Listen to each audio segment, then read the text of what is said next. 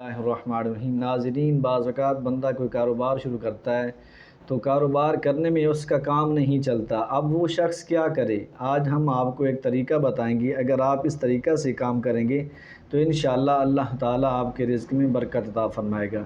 آپ نے ایسے کرنا ہے کہ جب آپ نے دکان کھولنی ہے تو دکان کھول کر 3 مرتبہ سورہ یاسین پڑھنی ہے۔ 3 مرتبہ سورہ یاسین پڑھ کر پانی پر دم کرنا ہے اور وہ پانی دیواروں پر چھڑکنا ہے، یعنی کہ جو دکان ہے اس کے چاروں کونوں میں دیواروں پر پانی چھڑکنا ہے۔